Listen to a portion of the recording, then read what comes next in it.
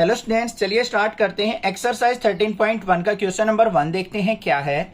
इस एक्सरसाइज को करने से पहले मैंने एक बार इसका इंट्रोडक्शन बनाया है, वो वीडियो जरूर देखिए। प्लेलिस्ट में स्टार्टिंग वीडियो मिलेगी, देन आप क्वेश्चंस करोगे, सारे के सारे समझ में आ जाएंगे। देखो क्या दे रखा है, given that E and F R events. यहाँ पे ई और एफ दो इवेंट की बात कर रहा है, वो इकट्ठे दो इवेंट की बात करेगा तो मतलब यहाँ पे कंडीशनल प्रोबेबिलिटी लगेगी। such that probability of E event is 0.6, probability of F event is 0.3 and probability of E intersection F, मतलब दोनों की कंबाइंड प्रोबेबिलिटी 0.2 दे रखी है। हमें क्या निकालनी है, find probability of E by F और probability of F by E, ये हमें फाइंड आउट करनी है। तो सबसे पहले हमारे पास जो भी डाटा गिवन है वो लिखेंगे। प्रोबेबिलिटी ऑफ E इवेंट हमारे पास है 0.6, प्रोबेबिलिटी ऑफ एफ इवेंट 0.3। अगर दोनों को हम कंबाइंड करते हैं, दोनों इवेंट को, तो ई इंटरसेक्शन एफ हमें दे रखा है 0.2। ठीक है, हमें सबसे पहले क्या निकालना है, first probability of E with respect to F. इसका मतलब ऐसे ही होता है, probability of E event with respect to F या probability of E with F किसके इक्वल होगी, formula probability of E intersection F upon में बेस में देखो कौन सा इवेंट है, एफ इवेंट है, तो प्रोबेबिलिटी ऑफ एफ ले लेंगे। ये हो गया हमारा कंडीशनल प्रोबेबिलिटी का फॉर्मूला। पुट कर दो बस यहाँ पे, probability of E by F is equal to probability of E intersection F कितना गिवन है बच्चों, 0.2, और प्रोबेबिलिटी ऑफ एफ इवेंट कितना गिवन है हमें, 0.3। यहाँ पे पॉइंट से पॉइंट रिमूव हो गया तो हमारे पास कितना आ गया, 2/3 प्रोबेबिलिटी आ गई हमारी ई बाय एफ इवेंट की। समझ में आ गया, क्लियर है। सेकंड वाले पे चलते हैं। सेकंड वाले पार्ट में क्या गिवन है, हमें probability of F by E निकालनी है हमें, या फिर probability of F with respect to E क्या होगी, same as it is probability of E intersection F. अब किसके रिस्पेक्ट में निकाल लें, ई के रिस्पेक्ट में, तो प्रोबेबिलिटी ऑफ ई ले लेंगे। वैल्यू पुट कर लो यहाँ पे, probability of F by E equal to probability of E intersection F कितना गिवन है, दोनों की कंबाइंड प्रोबेबिलिटी 0.2 गिवन है। प्रोबेबिलिटी ऑफ ई कितनी गिवन है हमें, 0.6। पॉइंट से पॉइंट रिमूव हो गया तो क्या आ गया हमारे पास, 2/6, या कट करेंगे इसको तो कितना आ गया, 1/3 प्रोबेबिलिटी। तो ये प्रोबेबिलिटी आ गई हमारी किसकी, पी ऑफ एफ बाय ई की। कितनी आ गई, 1/3, और P of E by F हमारी कितनी आई थी, 2/3। ये आंसर आ जाएगा हमारे पास। Compute probability of A by B, मतलब probability of A with respect to B if probability of B is 0.5 and probability of A intersection B, A और बी इवेंट की कंबाइंड प्रोबेबिलिटी हमें गिवन है 0.32। तो हमें किसकी निकालनी है, probability of A by B की फाइंड आउट करनी है। इस क्वेश्चन को करने से पहले मैं आपको सजेस्ट करूंगा कि एक बार आप इंट्रोडक्शन वीडियो जरूर देखिए, वहां से आपके सारे डाउट क्लियर हो जाएंगे, आपको कंडीशनल प्रोबेबिलिटी समझ में आ जाएगी और प्रोबेबिलिटी के कुछ कंसेप्ट बताए हैं वो अच्छे से क्लियर हो जाएंगे। प्लेलिस्ट में स्टार्टिंग वीडियो आपको मिल जाएगी। अब यहां पे आ जाओ, हमें क्या निकालना है, P of A by B, ये हमें फाइंड आउट करना है। गिवन क्या है, प्रोबेबिलिटी ऑफ बी इवेंट हमें गिवन है 0.5 और probability of A intersection B ये हमें गिवन है 0.32। ठीक है भाई, अब इवेंट का फॉर्मूला लगा देंगे कंडीशनल प्रोबेबिलिटी का।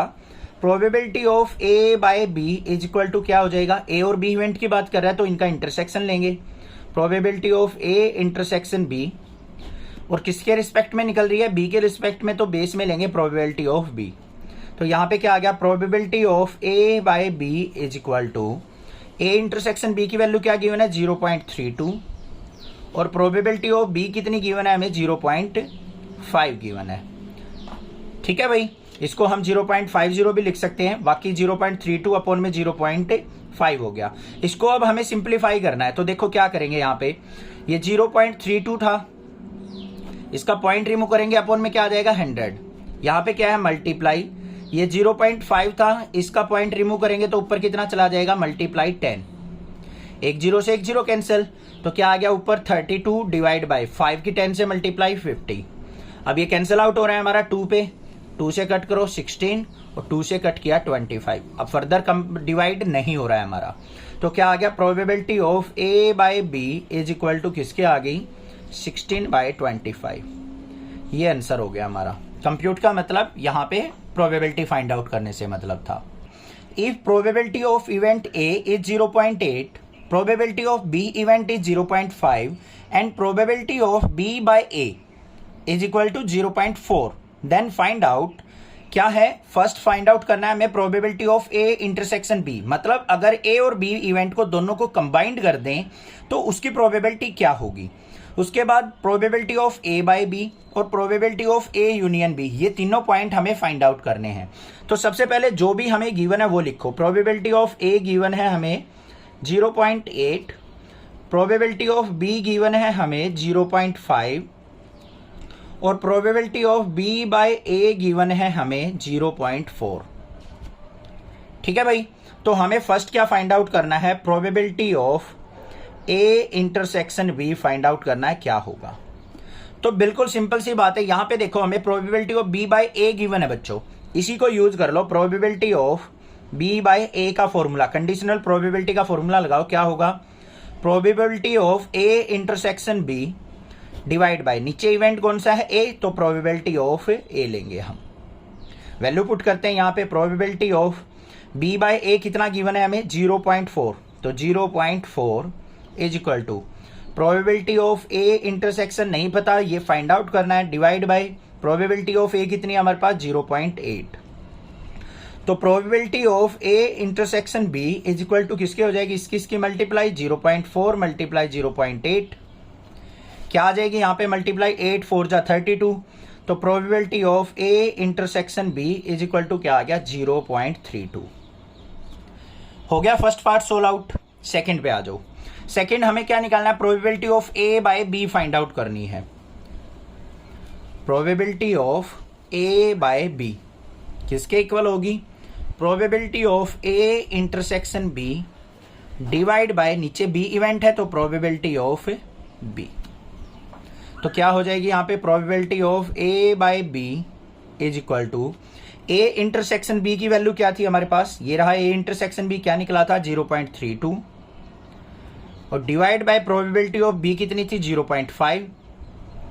हमने अभी फर्स्ट क्वेश्चन में भी और सेकंड क्वेश्चन में भी ऐसा ही सिंप्लीफाई किया था। तो यहाँ पे देखो पॉइंट के बाद 2 जीरोज हैं, पॉइंट रिमूव किया तो हमारी यहाँ पे 2 जीरोज आ गई। इस पॉइंट को रिमूव करेंगे, एक जीरो चली जाएगी, 0 से 0 कट गया तो क्या आ गया 32/50। 2 से कट किया तो कितना आ गया 16/25। क्लियर बात। यहां पे ये मत सोचना सर यहां पे पॉइंट रिमूव करके आपने 2 0 लिया था, अब पॉइंट के बाद 3 डिजिट्स होगी तो 3 0 चली जाएंगे। यहां पे देखो 0.5 था, एक ही डिजिट थी तो 1 0 ऊपर जाएगी, ऊपर 2 डिजिट्स थी तो 2 जीरोज नीचे आई। सिंप्लीफाई कर लिया, कितना आ गया 16/25 आ गया। थर्ड पार्ट पे चलते हैं बच्चों, क्या है हमने निकालना है probability of A union B. ये फॉर्मूला इंट्रोडक्शन में बताया था मैंने, चैप्टर नंबर 1 के अंदर, सेट के अंदर भी पढ़ा हुआ है हमने क्लास 11th में। तो यहां पे देखो हमारे पास क्या होगा, probability of A union B, formula जरूर लिखेंगे, प्रोबेबिलिटी ऑफ ए प्लस में प्रोबेबिलिटी ऑफ बी और माइनस में probability of A intersection B, यही फॉर्मूला होगा। वैल्यू पुट करते हैं, probability of A union B equal to A event की प्रोबेबिलिटी कितनी है 0.8, ये रही हमारे पास, बी की 0.5 तो प्लस में 0.5 माइनस में ए इंटरसेक्शन बी कितना निकला था हमारा 0.32। सिंप्लीफाई कर लेते हैं बच्चों इसको, probability of A union B equal to 0.8 और 0.5 को अगर मैं ऐड करूं तो कितना आ जाएगा मेरे पास 0.13। इसमें से माइनस करेंगे 0.32 को, सिंप्लीफाई कर लो इसको। ये यहाँ पे 0.8 और 0.5 हमारा क्या आ जाएगा 1.3 हो जाएगा बच्चों, ये ध्यान से देखना, 8 और 5 13 कैरी 1 तो 1.3 माइनस 0.32। तो probability of A union B किसके इक्वल आ गया मेरा 1.3 में से 0.32 सब्ट्रैक्ट करेंगे तो 0.98 आ गया। ठीक है, देखो ऐसे कर लेना, 1.3 इसके पीछे 0 मान लेना, यहाँ पे 0.32 आप सब्ट्रैक्ट कर लेना, ये आ जाएगा मेरे पास, यहाँ पे 8 आ गया, 10 में से 2 गया 8, यहाँ पे आ जाएगा मेरे पास 9 क्योंकि कैरी 1 ले लेगा, तो 0.98 आ गया मेरे पास probability of A union B.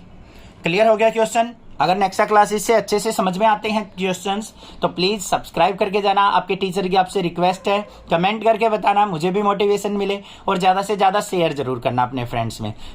Evaluate probability of A union B, मतलब ये हमें फाइंड आउट करनी है। If twice of probability of A equal to probability of B equal to 5/13 and probability of A by B is 2/5। ये हमें data given है, इसकी help से हमें ये फाइंड आउट करनी है। तो सबसे पहले जो गिवन है वो लिख लो। Twice of probability of A is equal to किसके है, 5/13 के। प्रोबेबिलिटी ऑफ बी जो है वो किसके इक्वल है, 5/13 के। और probability of A by B is equal to किसके गिवन है, 2/5 के। फाइंड आउट क्या करना है हमें, probability of A union B हमें फाइंड आउट करना है कि क्या वैल्यू होगी इसकी। तो यहां पे देखो, अगर मैं प्रोबेबिलिटी ऑफ ए की वैल्यू निकालू बच्चों, यहां पे 2 मल्टीप्लाई में इधर आएगा डिवाइड में, 5/13 मल्टीप्लाई 2 मतलब क्या हो गया, 5/26। क्लियर बात। अब यहां पे फॉर्मूला लगाते हैं हम। P of A by B given है, इसी को उठा लो। P of A by B conditional probability का फॉर्मूला क्या होगा, probability of A intersection B upon में, यहां पे क्या आ जाएगा, प्रोबेबिलिटी ऑफ बी, ये फॉर्मूला होगा। बट ध्यान से देखो, क्वेश्चन के अंदर हमें यहाँ पे ए इंटरसेक्शन बी की वैल्यू नहीं पता, प्रोबेबिलिटी ऑफ बी पता है, probability of A by B पता है, दो वैल्यू पता है, तीसरी वैल्यू आसानी से निकाल लेंगे। ए बाय बी की वैल्यू क्या है, 2/5 is equal to probability of A intersection B, और प्रोबेबिलिटी ऑफ बी कितनी है हमारे पास, 5/13। तो यहां पे probability of A intersection B is equal to किसके हो जाएगा, 2/5 मल्टीप्लाई इसकी मल्टीप्लाई 5/13। 5 से 5 कट गया तो कितनी आ गई, 2/13 आ गई। Probability of A intersection B किसके इक्वल आ गई, 2/13 के।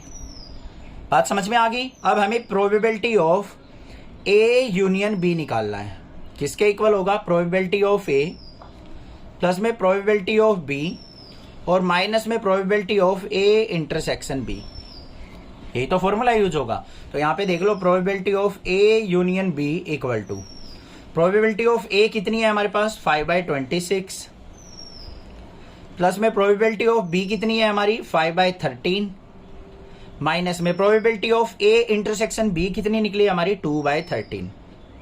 सिंप्लीफाई करेंगे तो क्या आएगा, probability of A union B equal to LCM कितना आ गया यहाँ पे, 26 से 26 कैंसिल आउट, तो यहाँ पे 5 प्लस में 13 2 जा 26, 2 5 जा 10 माइनस में 13 2 जा 26, 2 2 जा 4। तो probability of A union B is equal to क्या आ गया, 10 और 5 15 में से 4 गया, 11/26। ये आंसर हो गया। क्वेश्चन समझ में आया या नहीं आया, चुटकियों में 16 आउट हो गया होगा। Probability of A event is 6/11, probability of B event is 5/11 and probability of A union B is 7/11। Then find out probability of A intersection B, A by B और बी बाय ए, ये हमें find out करनी है। तो सबसे पहले लिखेंगे जो भी चीज हमें गिवन है। प्रोबेबिलिटी ऑफ ए गिवन है हमें 6/11, प्रोबेबिलिटी ऑफ बी इवेंट हमें गिवन है 5/11, probability of A union B हमें गिवन है 7/11। फर्स्ट क्या फाइंड आउट करना है हमें, probability of A intersection B, ये हमें फाइंड आउट करना है। सिंपल सा फॉर्मूला है, क्या है, probability of A intersection B is equal to किसके होगा, प्रोबेबिलिटी ऑफ ए प्लस में प्रोबेबिलिटी ऑफ बी और माइनस में probability of A union B.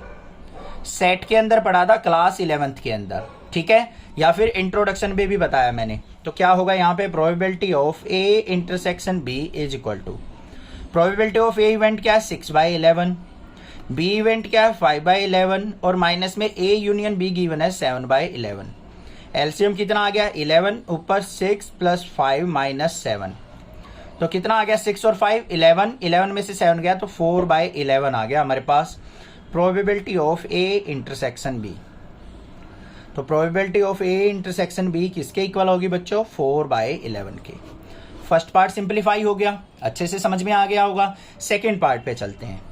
Second part में हमने निकालना है बच्चों probability of A by B, conditional probability क्या होगी, probability of A intersection B, sorry union लिख दिया, इंटरसेक्शन बी अपॉन में प्रोबेबिलिटी ऑफ बी, जो भी बेस में इवेंट हो वही लेना है। तो क्या होगा, ए इंटरसेक्शन बी हमें क्या है 4/11, तो 4/11 divide by probability of B क्या थी 5/11।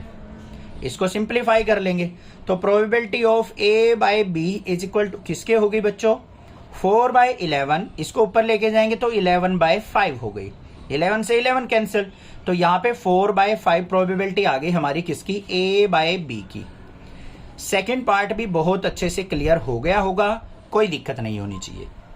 समझ में आ गया बच्चों? तो चैनल को सब्सक्राइब जरूर कर लेना, ठीक है। बाकी मेरे पे छोड़ दो, टेंशन ना लिया करो किसी बात की।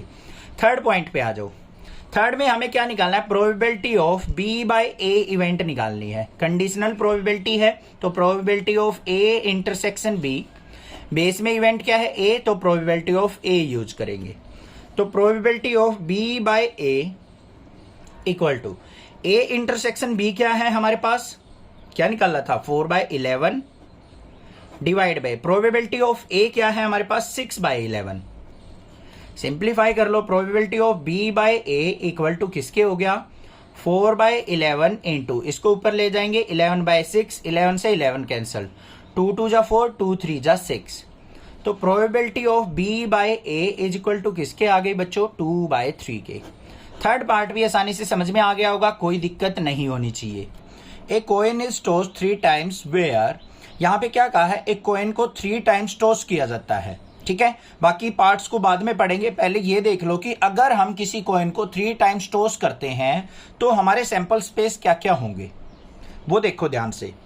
सैंपल स्पेस जो होंगे हमारे, सैंपल स्पेस वो बनेंगे हमारे कौन कौन से, तीनों पे हेड भी आ सकता है, तीनों कॉइन पे क्लास 10th 11th में सीखे थे हमने। 2 बार हेड, 1 बार टेल भी हो सकता है, 1 बार हेड टेल हेड भी हो सकता है। फिर हमारा क्या हो सकता है, हेड टेल टेल भी हो सकता है, टेल हेड हेड भी आ सकता है, टेल हेड टेल भी आ सकता है, और क्या रह गया टेल टेल हेड भी आ गया, और लास्ट में आ गया हमारा तीनों टेल भी आ सकते हैं। ये हमारे पास टोटल सैंपल स्पेस बनेंगे। 3 टाइम्स टॉस किया है तो 2 की पावर 3 कितना हो गया 8 सैंपल स्पेस हमारे यहाँ पे आएंगे। अब इस क्वेश्चन के अंदर हमें क्या करना है, 6 7 8 9 के अंदर हमें P of E by F find out करना है। क्या फाइंड आउट करना है बच्चों, P of E by F किसके इक्वल होगा, P of E intersection F divide by नीचे क्या है F है, तो प्रोबेबिलिटी ऑफ F। ये फॉर्मूला हमारा यूज होने वाला है। अब आते हैं अपने इवेंट के ऊपर, ई इवेंट और एफ इवेंट के ऊपर। तो फर्स्ट पार्ट के अंदर डालते हैं हम ई इवेंट क्या दे रखा है, हेड ऑन थर्ड टॉस। ध्यान से सुनो, उसने क्या कहा है कि थर्ड टॉस करते टाइम हेड आना चाहिए, तो ई की प्रोबेबिलिटी क्या हो जाएगी हमारी, वो ध्यान से देखो। यहाँ पे लिखेंगे थर्ड टॉस पे हेड, एक तो ये आ गया तो इनको लिख लेंगे। और देखते हैं थर्ड टॉस पे यहाँ पे भी हेड है तो हेड टेल हेड हो गया, यहाँ पे भी हेड है तो ये आ गया टेल हेड हेड, और एक ये है टेल टेल हेड। तो ये हमारे पास पॉसिबल केस आ गए, पॉसिबल सैंपल स्पेस आ गए जब हमारा थर्ड टॉस पे क्या आ रहा है, हेड आ रहा है। बाकी हमें फर्स्ट सेकंड से कोई मतलब नहीं, बट थर्ड पे हेड आना जरूरी है। ये हो गया। एफ इवेंट के ऊपर आ जाओ, हेड ऑन फर्स्ट 2 टॉस। यहां पे क्या कहा है, ध्यान से देखो, हेड ऑन फर्स्ट 2 टॉस, ऐसे टॉस जिसमें पहले 2 बार टॉस करने पर हेड आए। तो यहां पे देखो इसमें भी 2 बार हेड आ रहा है, तो इसके सैंपल स्पेस क्या आ जाएंगे, हेड हेड हेड। फिर इसमें भी 2 बार हेड आ रहा है तो हेड हेड टेल। और कोई भी इवेंट ऐसा नहीं है जिसके स्टार्टिंग के 2 टॉस पे हेड हो। तो हमारे सैंपल स्पेस क्या हो गए, एफ इवेंट के ये आ गए हमारे पास। क्लियर बात हो गई। अब यहां पे हमें क्या चाहिए, ई इंटरसेक्शन एफ चाहिए बच्चों, तो ई इंटरसेक्शन एफ निकाल लेते हैं। इन दोनों में कॉमन एलिमेंट क्या है, बस एक एलिमेंट है, हेड हेड हेड। ये सैंपल स्पेस हमारा क्या है, कॉमन है।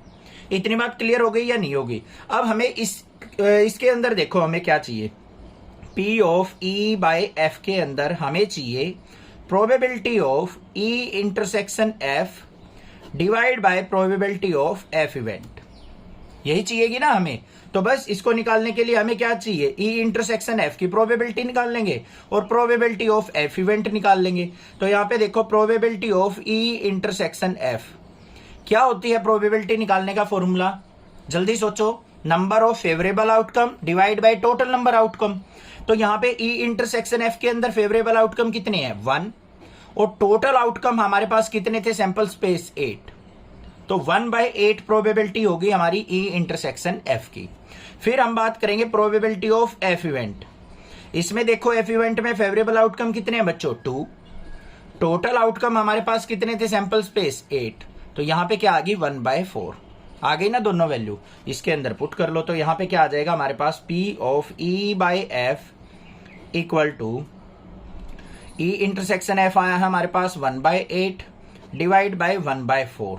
सिंप्लीफाई कर लो इसको, तो क्या हो गया 1/8 मल्टीप्लाई 4/1, 4 1 जा 4, 4 2 जा 8, तो क्या आ गया 1/2 1 जा 2। तो हमारे पास probability of E by F जो आ गई वो कितनी आ गई 1/2। ये आंसर हो गया हमारा फर्स्ट पार्ट का। समझ में आ गया ना, क्लियर है। अब मूव ऑन करते हैं अपने सेकंड पार्ट के ऊपर। सेकंड पार्ट के अंदर देखो बच्चों ई इवेंट क्या कहा है उसने। ई इवेंट के अंदर जो आएंगे हमारे एलिमेंट्स, एट लीस्ट 2 हेड, कम से कम 2 हेड होने चाहिए, ज्यादा से ज्यादा 3 ही हो सकते हैं हमारे यहाँ पे, तो मतलब कम से कम 2 हेड तो होने ही होने चाहिए। वो सैंपल स्पेस देख लो यहाँ पे इनमें से, तो एक तो फर्स्ट वाला हो गया, 2 हेड तो इसमें है ही है, ये सेकंड वाला भी है, इसमें भी 2 हेड है, इसमें भी 2 हेड है, हेड टेल हेड, आगे ये वाला भी है टेल हेड हेड। बस ये हमारे पास जो है एलिमेंट आए जिसमें एट लीस्ट 2 हेड हैं। एफ के ऊपर बात करूं मैं, तो एफ इवेंट में क्या आएंगे एट मोस्ट 2 हेड। क्या कहा है उसने एट मोस्ट 2 हेड, मतलब ज्यादा से ज्यादा 2 हेड हो सकते हैं, बाकी सारे एलिमेंट लेने हैं।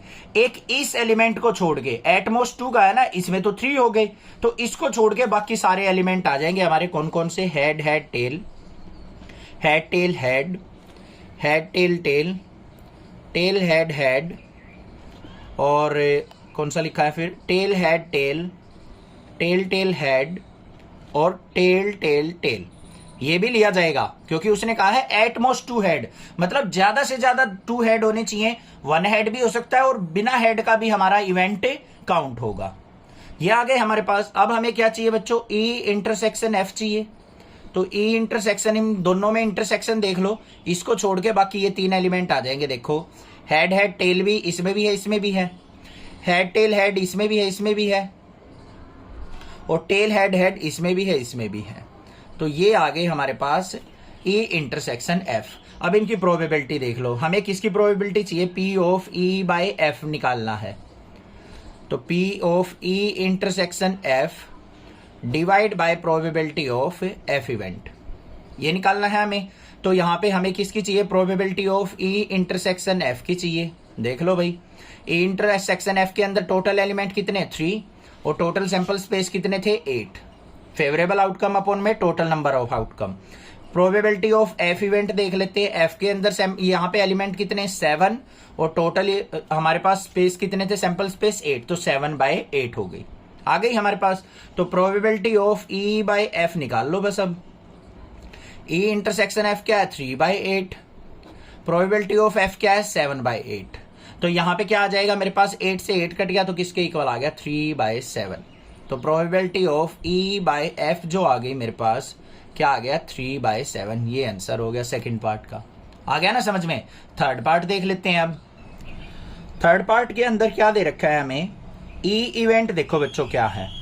ई इवेंट के अंदर क्या कहा है, एट मोस्ट 2 टेल्स, ज्यादा से ज्यादा क्या है 2 टेल्स हो सकती हैं, 3 टेल आपको नहीं लेनी है। तो बस एक इस इवेंट को छोड़ के बाकी सारे एलिमेंट आ जाएंगे आपके। तो क्या आ जाएंगे, हेड हेड हेड, तीनों हेड भी हो सकते हैं, हेड हेड टेल भी, हेड टेल हेड भी, हेड टेल टेल भी। लिखने जरूर है, कहीं ये सोचो सर छोड़ देंगे इनको लिखने की, डायरेक्ट लिख लेंगे हम, टेल हेड टेल को, और टेल टेल हेड। ये आ गए हमारे पास 7 एलिमेंट आ गए, जिसके अंदर क्या होगा एटमोस्ट 2 टेल, ज्यादा से ज्यादा 2 टेल होंगी, 1 भी हो सकती है और 1 भी ना भी हो। उसके बाद क्या है, एफ इवेंट क्या है, एट लीस्ट 1 टेल, कम से कम 1 टेल होनी चाहिए, ज्यादा से ज्यादा कितनी भी हो सकती हैं। तो कम से कम 1 टेल किसमें है, इन सभी में है, इसको छोड़ के।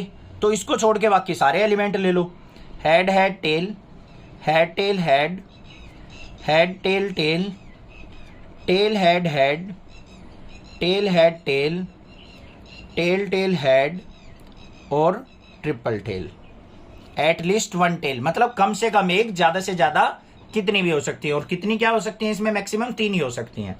उसके बाद हमें क्या निकालना है? ई इंटरसेक्शन एफ। देखना बच्चों, ई इंटरसेक्शन एफ के अंदर क्या होगा? एक तो ये और एक ये एलिमेंट छोड़ दो, क्योंकि ये इसमें नहीं है, ये इसमें नहीं है, बाकी सारे एलिमेंट हैं। तो यहां पे क्या आ जाएगा? Head head tail, head tail head, head tail tail, tail head head, tail head tail और टेल टेल हेड। ये एलिमेंट आ गया हमारे पास। हमें निकालना है P of E by F. तो क्या होगा formula? P of E intersection F divide by P of F. ठीक है बच्चों, अब हमें ई इंटरसेक्शन एफ का प्रोबेबिलिटी फाइंड आउट करनी है और प्रोबेबिलिटी ऑफ एफ इवेंट निकालनी है। अगर नेक्स्ट क्लासेस से अच्छे से क्वेश्चन समझ में आते हैं तो प्लीज सब्सक्राइब जरूर कर देना, आपके टीचर की रिक्वेस्ट है आपसे। ठीक है, मैं रिक्वेस्ट कर रहा हूं, प्लीज सब्सक्राइब जरूर करके जाना। अब यहां पे देखो probability of E intersection F क्या होगी बच्चों? क्या होती है कोई किसी की भी प्रोबेबिलिटी निकालने का formula? Number of favourable outcome. E intersection F के अंदर कितने एलिमेंट है? 6 अपॉन में क्या होता है? टोटल नंबर आउटकम कितने थे? Sample space 8। तो क्या आ गया यहाँ पे? 3/4 आ गई probability. Probability of F event देख लेते हैं क्या होगी। एफ के अंदर कितने हैं? 7 अपॉन में 8, तो 7/8 प्रोबेबिलिटी आ गई हमारी किसकी? इसकी आ गई probability of F event. Put कर दो यहाँ पे। Probability of E by F equal to E intersection F की क्या है? 3/4 अपॉन में 7/8। सिंप्लीफाई करो, 3/4 मल्टीप्लाई 8/7, 4 2 जा 8, 3 2 जा 6/7। तो हमारे पास probability of E by F क्या आ गई? 6/7। ये आंसर हो गया। 2 कॉइन्स आर टोस्ट वंस। यहां पे क्या कहा है? 2 कॉइन को टोस्ट किया जाता है एक बार। उसके बाद क्या कहा है? यहां पे कुछ इवेंट दे रखे हैं, इनकी प्रोबेबिलिटी फाइंड आउट करनी है हमें। क्वेश्चन के अंदर क्या फाइंड आउट करने के लिए कह रखा है? P of E by F find out करने के लिए। ठीक है, तो सबसे पहले हम क्या देखेंगे? 2 कॉइन टोस्ट करने के सैंपल स्पेस क्या बनेंगे हमारे पास। तो यहां पे क्या लिख लेंगे हम? Sample space. देखो बच्चों, अब 2 बार कॉइन को टोस्ट किया है। पहली बार मैंने को टोस्ट किया तो मान लो हेड आ गया, दूसरे कॉइन को टोस्ट किया उस पे भी हेड आ गया। फिर क्या हो सकता है? एक पे हेड एक पे टेल आ सकता है, पहले पे टेल दूसरे पे हेड आ सकता है और दोनों पे टेल भी आ सकता है। कितनी बार टोस्ट करना है? 2 टाइम्स। तो कितने हमारे यहाँ पे एलिमेंट आएंगे? 2 की पावर 2, 4 एलिमेंट। तो सैंपल स्पेस आ गए हमारे पास। अब बारी बारी से चलते हैं फर्स्ट पार्ट के ऊपर। यहां पे ई इवेंट देखो बच्चों क्या है? Tail appears on 1 coin.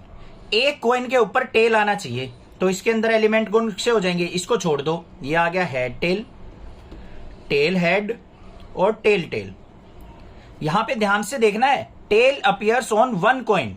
एक कॉइन के ऊपर आपका क्या आना चाहिए? टेल आना चाहिए। यहां पे एटलीस्ट नहीं कहा तो हम ये वाला इवेंट नहीं लेंगे। यहां पे दो बार टेल आ गया, इसको छोड़ देंगे। अगर यहां पे एटलीस्ट वर्ड आता ना कि कम से कम एक टेल आना चाहिए, ज्यादा से ज्यादा कितने भी आ सकते हैं, तो ये भी ले लेते। तो 2 ही एलिमेंट हुए। एफ पे आ जाओ। 1 कॉइन शो हेड। एक कॉइन के ऊपर हेड आना चाहिए। ध्यान से देखो क्या कहा है? 1 कॉइन शो हेड। तो कौन सा है? ये वाला हेड टेल और टेल हेड। फिर हमें क्या चाहिए? देखो P of E by F निकालना है बच्चों। किसके इक्वल होता है? P of E intersection F upon में P ऑफ F। इन दोनों की प्रोबेबिलिटी चाहिए हमें। तो probability of E intersection F निकालनी है हमें। तो उसके लिए क्या चाहिए? E इंटरसेक्शन F के अंदर एलिमेंट भी निकालने पड़ेंगे। तो E इंटरसेक्शन F के एलिमेंट देख लो क्या आएंगे। इन दोनों के इंटरसेक्शन दोनों सेम है, तो इसके अंदर एलिमेंट क्या आ गए? हेड टेल और टेल हेड आ गए। तो ये ई इंटरसेक्शन एफ के एलिमेंट आ गए हमारे पास। अब देखो इसकी प्रोबेबिलिटी निकालो, क्या होती है? Number of favourable outcome. E intersection F के अंदर कितने एलिमेंट है? 2। टोटल आउटकम कितने हैं हमारे? 1 2 3 4। यही तो थे सैंपल स्पेस में। तो 2/4 मतलब कितनी प्रोबेबिलिटी आ गई? 1/2। फिर हमें निकालिए probability of F event. F के अंदर एलिमेंट कितने हैं? 2 और टोटल सैंपल स्पेस कितने थे? और टोटल सैंपल स्पेस के अंदर एलिमेंट 4। तो ये अब ये भी क्या प्रोबेबिलिटी आ गई? 1/2 आ गई। यहां पे वैल्यू पुट कर दो। P of E by F equal to probability of E intersection F क्या आई है 1/2 अपॉन में प्रोबेबिलिटी ऑफ एफ क्या आई है ये भी 1/2 1/2 से 1/2 कट गया तो क्या आ गया probability of E by F जो आ गई मेरे पास वो आ गई 1। क्लियर हो गई बात। अब बात करते हैं सेकंड पार्ट की। सेकंड पार्ट के अंदर देखो बच्चों क्या है, ई इवेंट के ऊपर नजर डालो क्या है, नो टेल अपीयर, मतलब कोई भी टेल नहीं होना चाहिए। इसमें भी टेल है, इसमें भी है, इसमें भी है, तो ये अकेला एलिमेंट आ गया है ई इवेंट के अंदर। एफ इवेंट के अंदर देखो बच्चों क्या है, नो हेड अपीयर्स, हेड नहीं होना चाहिए, इसमें भी हेड है, इसमें भी हेड है, इसमें भी हेड है, इसमें क्या आ जाएगा ये वाला एलिमेंट। अब हमें क्या चाहिए यहां पे ई इंटरसेक्शन एफ चाहिए। ई इंटरसेक्शन एफ इसमें और इसमें से कौन सा कॉमन है, कोई भी एलिमेंट कॉमन नहीं है, तो हमारे पास क्या आ जाएगा नल सेट। कोई भी एलिमेंट नहीं लिखेंगे, इसको मिडल ब्रेसिस को खाली छोड़ देंगे। अब हमें चाहिए P of E by F निकालना है।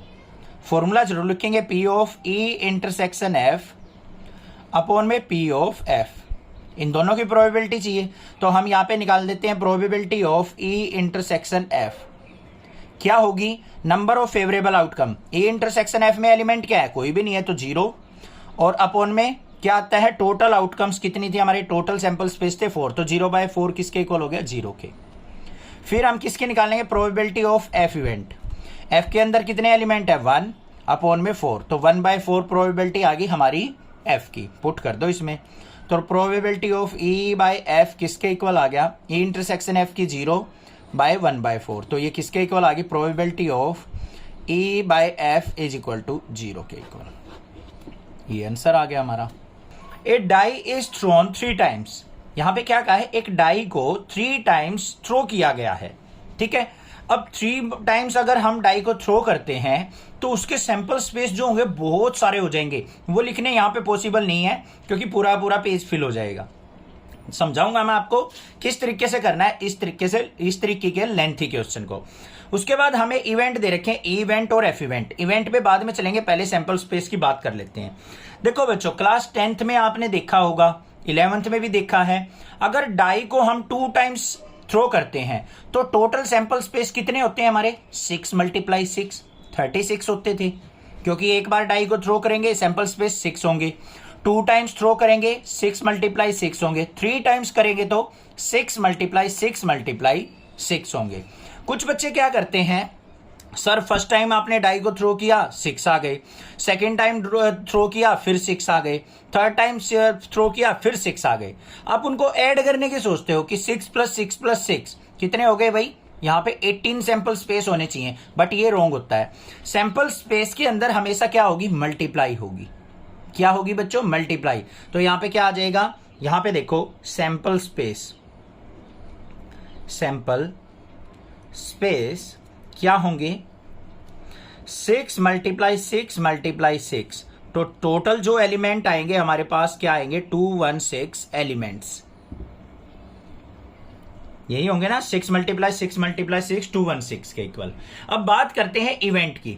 यहां पे ई इवेंट दे रखा है, एफ इवेंट दे रखा है, हमें क्वेश्चन में फाइंड आउट क्या करना है, P of E intersection F, ये फाइंड आउट करना है। तो किसके इक्वल होगा हमारा, सॉरी हमें कर निकालना है भाई P of E by F, तो ये किसके इक्वल होगा, P of E intersection F और divide by P of F.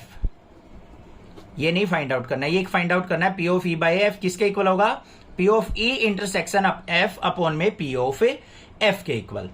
Clear हो गई बात। अब बात करते हैं यहां पे इन दोनों इवेंट्स की। तो यहां पे हमारे पास एक तो ई इवेंट है, एक एफ इवेंट है। ई इवेंट के अंदर एलिमेंट क्या आएंगे, 4 appears on the third toss. यहां पे क्या कहा है उसने कि टोस के अंदर 4 अपीयर होना चाहिए थर्ड टोस के अंदर, तो यहां पे कोई भी एलिमेंट आ जाएंगे हमारे फर्स्ट 2 में, और यहां पे क्या आ जाएगा हमारे पास 4 आना चाहिए, मतलब ऐसे हमारे पास सैंपल स्पेस बहुत सारे आ जाएंगे, ठीक है। और जो हमारा एफ इवेंट है उसके अंदर देखो क्या है, 6 और 5 appears respectively on first 2 toss. यहां पे क्या कहा है, एफ इवेंट के अंदर फर्स्ट 2 टोस पे 6 और 5 आना चाहिए, तो 6 5 आ गया, तो थर्ड टोस पे 1 आ सकता है हमारा, ये एलिमेंट हो गई। फिर 6 5 2 आ गया, फिर हमारा 6 5 3 आ गया, फिर हमारा 6 5 4 आ गया, फिर 6 5 5 आ गया और लास्ट एलिमेंट 6,6,6 ओ 6,5,6 आ गया। ये हमारे एलिमेंट हो सकते हैं किसके, एफ इवेंट के। मतलब 6 और 5 तो आने ही आने चाहिए, उसके बाद तीसरे पे कोई भी आ सकता है, 1 आ सकता है, 2 3 4 5 6 आ सकता है। ठीक है भाई, क्लियर हो गई बात। अब यहां पे हम निकालते हैं ई इंटरसेक्शन एफ। इन दोनों में कॉमन क्या होगा, एक अकेला ये एलिमेंट जो है ना वो इसमें और इसमें कॉमन होगा। यहां पे कोई एलिमेंट आता होगा 6 5 4, यहां पे भी 6 5 4, बाकी इसमें कोई भी ऐसा एलिमेंट नहीं आएगा जिसमें ये एलिमेंट आ जाए हमारे। तो एक ही कॉमन एलिमेंट होगा, तो इसके अंदर क्या आ जाएगा हमारा ई इंटरसेक्शन एफ के अंदर 6 5 4, ये आ गया। क्लियर हो गई बात। अब बारी बारी से प्रोबेबिलिटी देख लेते हैं। Probability of E intersection F की क्या होगी, कितने एलिमेंट है 1, टोटल एलिमेंट कितने थे 216, तो ये हो गई इंटरसेक्शन एफ की probability. Probability of F event क्या हो जाएगी, एफ के अंदर कितने एलिमेंट्स हैं 6 और टोटल सैंपल स्पेस कितने, टोटल सैंपल स्पेस के अंदर एलिमेंट क्या थे 216। फेवरेबल आउटकम अपॉन में टोटल नंबर ऑफ आउटकम। ठीक है, 6 से इसको कट गया तो कितना आ गया 1/36। क्लियर हो गई ना या नहीं होगी बात। अब इसके अंदर पुट कर लेते हैं P of E by F is equal to E intersection F क्या आया 1/216 अपॉन में P ऑफ एफ क्या आ जाएगा 1/36। सिंप्लीफाई कर लो, P of E by F equal to 1/216 multiply 36/1, 1 से 1 कट गया, 36 से इसको कट करेंगे 6 पे गया, तो P of E by F is equal to क्या आ गया मेरे पास 1/6 प्रोबेबिलिटी आ गई। ये आंसर आ गया मेरा। समझ में आ गया, क्लियर है, कोई दिक्कत नहीं होनी चाहिए। बस इस इवेंट को एक बार दोबारा बता देता हूं। यहां पे क्या गया है 4 appears on the third toast. Third toast के ऊपर 4 आना चाहिए, आगे कुछ भी आता रहे। तो ऐसे आपको यहां पे सैंपल स्पेस लिखने जिसमें थर्ड टोस्ट पे 4 आए, तो इसमें और इसमें अकेला एक ऐसा होगा यहां पे जिसमें 4 आ रहा है, इसमें भी और इसमें भी। तो इसलिए हमने यहां पे इनका कॉमन एक ही एलिमेंट लिया है। Mother father and son line up at random for a family picture. यहां पे क्या कहा है, मदर है, फादर है और सन है, वो एक फैमिली पिक्चर के लिए रैंडमली खड़े होते हैं और एक फैमिली पिक्चर बनवाते हैं। तो उसके अंदर क्या कह रखा है, इवेंट ई है और एफ इवेंट है। इन दोनों को ध्यान में रखते हुए हमें क्या फाइंड आउट करना है, P of E by F. P of E by F find out करना है। किसके इक्वल होगा, probability of E intersection F और divide by probability of F event, जो भी बेस में है वही। अब उसके लिए हमें चाहिए टोटल सैंपल स्पेस। मदर को हम M से डिनोट कर लेते हैं, फादर को हम F से डिनोट कर लेते हैं और सन को S से। तो सैंपल स्पेस देखो क्या बनेंगे, सैंपल स्पेस ध्यान से बनाने, वही सैंपल स्पेस ही है मेन चीज जो है। कितने हैं हमारे पास, मदर फादर और सन। तो यहां पे देखो क्या क्या रेंडमली यहां पे खड़े हो सकते हैं। पहले मदर आ गया, फिर फादर, फिर सन, फिर मदर सन फादर, हो गए आगे पीछे ये। फिर क्या हो सकता है, सन मदर फादर भी हो सकता है, और फिर क्या आ सकता है हमारा, सन फादर मदर भी हो सकता है, फादर मदर सन भी हो सकता है, और फादर सन मदर भी हो सकता है। यही एलिमेंट बनेंगे हमारे, और बाकी कोई एलिमेंट नहीं बन रहा है हमारा। ठीक है, जो रेंडमली यहाँ पे पिक्चर में स्टैंड अप हो सकते हैं, मतलब खड़े हो सकते हैं। उसके बाद हम ई इवेंट पे ध्यान देंगे। ई इवेंट के अंदर क्या एलिमेंट आएंगे, सन ऑन वन एंड। सन क्या है, एक एंड पे होना चाहिए, बीच में नहीं होगा, या तो स्टार्टिंग में होगा या राइट एंडिंग पॉइंट पे होगा, लेफ्ट में या राइट में। यहां पे है तो यहां पे लेंगे मदर फादर सन, इसमें बीच में छोड़ दो। ये वाला भी लेंगे सन मदर फादर, इसमें भी कोने पे है सन फादर मदर, इसमें भी है हमारा एंडिंग पॉइंट पे फादर मदर सन, यहां बीच में इसको छोड़ दो। ये आ गए हमारे पास एफ इवेंट। आ जाओ बच्चों, father in the middle, father बीच में होना चाहिए, ये रहा मदर फादर सन, यहां पे भी बीच में नहीं है, यहां भी बीच में नहीं है, ये और है बस बीच में सन फादर मदर। दो ही एलिमेंट ऐसे मिले जिसमें फादर क्या है, बीच में है फैमिली पिक्चर में। अब यहां पे हमें क्या चाहिए, ई इंटरसेक्शन एफ चाहिए बच्चों। तो ई इंटरसेक्शन एफ के अंदर एलिमेंट क्या आ जाएंगे, इन दोनों में देखो मदर फादर सन, इसमें भी है इसमें भी, तो मदर फादर सन आ गया, सन फादर मदर, सन फादर मदर इसमें भी है, तो ये आ गया हमारे पास। अब हमें चाहिए प्रोबेबिलिटी, तो probability of E intersection F किसके इक्वल होगी, फेवरेबल आउटकम। कितने हैं 2, और टोटल आउटकम कितने थे 1 2 3 4 5 6, तो 2/6 मतलब कितनी प्रोबेबिलिटी आ गई 1/3। फिर हमें किसकी चाहिए, प्रोबेबिलिटी ऑफ F4 निकालनी है। ई से हमें कोई मतलब नहीं है, जरूरत ही नहीं है हमें अपने फॉर्मूले के अंदर। प्रोबेबिलिटी ऑफ F क्या निकलेगी हमारी, इसके अंदर भी कितने 2/6, तो यहां पे क्या आ गई 1/3 आ गई। तो हमें क्या निकालना है, probability of E intersection F upon में प्रोबेबिलिटी ऑफ F, ये फाइंड आउट करना है, मतलब P ऑफ E/F निकालना है। वैल्यू पुट कर दो, E इंटरसेक्शन F की प्रोबेबिलिटी क्या आई है हमारी 1/3, प्रोबेबिलिटी ऑफ F भी क्या आई है 1/3, कट गया हमारा, तो कितनी आ गई 1। तो प्रोबेबिलिटी ऑफ E/F जो आ गई वो कितनी आई है 1, ये आंसर हो गया हमारा। समझ में आ गई या नहीं आ गई बात। A black and a red dice are rolled, यहां पे ध्यान से देखो क्या कहा है, एक डाइस ब्लैक कलर की है, एक रेड कलर की है, उनको रोल किया जाता है। तो यहां पे हमारे पास दो इवेंट दे रखे हैं, इनको देखेंगे। सबसे पहले ध्यान से देखो ए पार्ट में क्या गिवन है, find the conditional probability of obtaining A some greater than 9। यहां पे क्या कहा है उसने, कंडीशनल प्रोबेबिलिटी निकालनी है जब हमारा सम क्या है ग्रेटर देन 9 आए, given that the black die resulted in a 5। यहां पे ध्यान से देखो उसने क्या कहा है, जो सैंपल स्पेस बनेंगे वो क्या है, that the black die resulted in a 5, जो ब्लैक डाई होगी हमारी उस पे रिजल्टेड क्या होना चाहिए 5 होना चाहिए। तो हमारे यहां पे सैंपल स्पेस देख लो फर्स्ट वाले में, यही चीज है ध्यान से देखने की, इसमें सैंपल स्पेस 2 बार डाई को रोल किया गया, एक ब्लैक वाली को एक रेड वाली को। तो यहां पे क्या कहा है, कंडीशनल प्रोबेबिलिटी ब्लैक वाली पे 5 आना चाहिए, तो 5 के साथ रेड पे 1 भी आ सकता है, 5-1 हो सकता है, 5-2 हो सकता है, 5-3 हो सकता है, 5-4 हो सकता है, 5-5 हो सकता है, और 5-6 हो सकता है। एक बार और बताऊंगा, चिंता ना करो, बेफिक्र रहा करो, डरा मत करो किसी भी चीज से। उसने क्या कहा है, given that the black die resulted in a 5, black dye पे 5 आना चाहिए, रेड पे कुछ भी आता रहे। एक बार ब्लैक को फेंकना है, एक बार रेड को फेंकना है। ब्लैक पे 5 आ गया, रेड पे 1 भी आ सकता है, ब्लैक पे 5 आ गया, रेड पे 2 भी आ सकता है, 5 और 3 भी हो सकता है, 5-4 भी, 5-5 भी, 5-6 भी। पीछे वाली डाई हमारी रेड की है, आगे वाली ब्लैक की है, ब्लैक पे 5 उसने पहले ही कह दिया। ये हो गए सैंपल स्पेस। क्लियर हो गई या नहीं होगी भाई बात। अब बात करते हैं यहां पे इवेंट की, प्रोबेबिलिटी ऑफ ई इवेंट। पहले ई इवेंट मान लेते हैं इसको।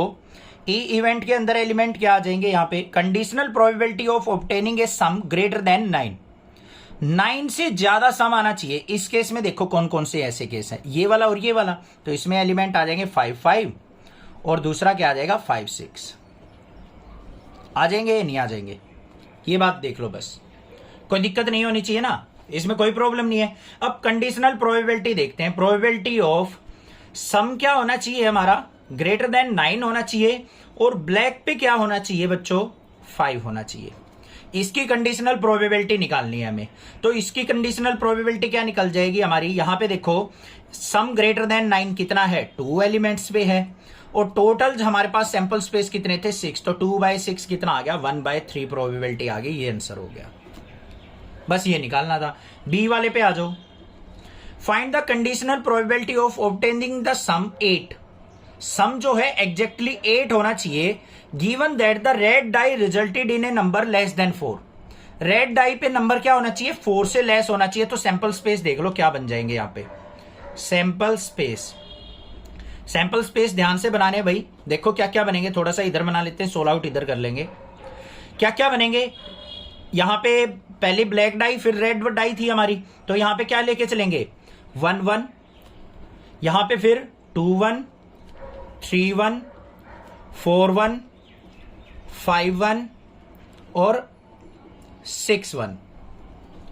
रेड वाली पे क्या आया है, लेस देन 4 आया है या नहीं, आगे वाली ब्लैक है, ब्लैक पे कुछ भी आ सकता है, रेड वाली पीछे वाली डाई पे हमारा क्या आना चाहिए, लेस देन 4 नंबर आना चाहिए, ये हो गए। फिर हमारा यहां पे क्या हो सकता है 1-2, फिर बात करें तो 2-2, इस तरीके से 3-2, ऐसे एलिमेंट आ जाएंगे। फिर यहां पे क्या आ जाएगा हमारा 1-3, फिर हमारा क्या आ जाएगा 2-3, फिर यहां पे 3-3, ऐसे एलिमेंट आते चले जाएंगे, और यहां पे 6-3, ये टोटल एलिमेंट आ जाएंगे। सारे लिखना चाहो भाई लिख भी लो, कहीं आप ये सोचो लिखे नहीं सर, 4,2, 5,2, 6,2, यहाँ पे भी लिख देते हैं, यहाँ पे 4,3 और 5,3 लिख दिए भाई, मैंने सारे एलिमेंट लिख दिए। अब इसमें देखो पीछे वाली रेड डाई है, रेड डाई पे यहाँ पे 1 1 आया है, इस लाइन में 2 2 आया है, इस रो में 3 3 आया है, तो रेड डाई पे हमेशा क्या आया है हमारा लेस देन 4 नंबर ही आया भाई, हो गए ना ये। अब यहाँ पे कंडीशनल प्रोबेबिलिटी निकालनी है हमें। आगे क्या कह रखा है उसने, सम जो है 8 आना चाहिए, तो इस इवेंट ई मान लेते हैं इसको सम 8। उसके अंदर देख लो भाई यहाँ पे कौन कौन से ऐसे एलिमेंट है जिसमें सम 8 आ रहा है। एक तो 6 2 है, और कौन सा है 5 3 है।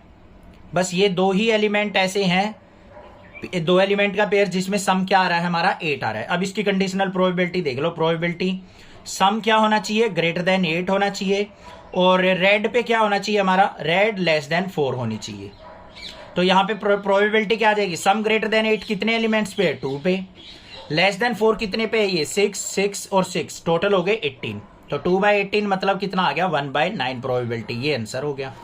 ए fair die is rolled, consider the event E. E event में हमारे पास कौन कौन से एलिमेंट मिलते हैं, 1 3 5। एफ इवेंट में एलिमेंट मिलते हैं हमें 2 और 3, और जी इवेंट के अंदर हमें मिलते हैं element 2 3 4 5। Find P of E by F और P of F by E. यहाँ पे 3 पार्ट्स हमें दे रखे हैं, उन तीनों के आपको आंसर यहाँ पे देने हैं। तो यहाँ पे कोई स्पेसिफिक इवेंट नहीं दे रखा, बल्कि डायरेक्टली एलिमेंट दे दिए कि किसी इवेंट के अंदर कौन कौन से एलिमेंट शो हो रहे हैं। तो यहाँ पे देख लो हमारे पास क्या है, ई इवेंट, उसके अंदर एलिमेंट कौन कौन से हैं, 1 3 5। एफ इवेंट जो है उसके अंदर एलिमेंट क्या है, 2 और 3, और जी जो इवेंट है उसके अंदर एलिमेंट कौन कौन से हैं, 2 3 4 5। ये हमें क्या दे रखे हैं इनके अंदर एलिमेंट्स, और इन इवेंट के अंदर ये एलिमेंट्स हमें शो ऑफ होते हैं। अब सबसे पहले देखो हमें क्या निकालना है, फर्स्ट पार्ट के अंदर P of E by F find out करना है। तो कैसे निकलेगा, P of E intersection F चाहिए हमें, और प्रोबेबिलिटी ऑफ एफ चाहिए, तभी तो निकाल सकते हैं, कोई दिक्कत नहीं है। अब देखते हैं इसको कैसे सिंप्लीफाई करेंगे।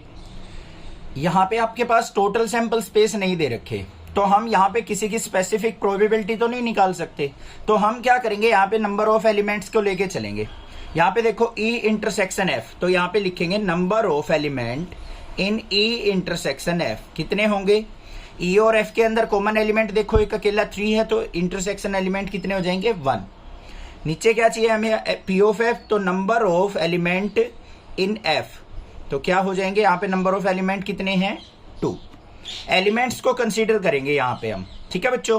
तो यहाँ पे क्या हो जाएगा हमारे पास, इसको फॉर्मूला जो बन जाएगा, number of elements of E intersection F upon में number of elements of F. तो क्या आ गया यहाँ पे, ई इंटरसेक्शन एफ 1 आया था, और एन ऑफ एफ क्या आ गया मेरे पास, 2 आ गया। सिमिलरली सेकेंड पॉइंट में हम क्या निकाल लेंगे, probability of F by E निकालनी है हमें।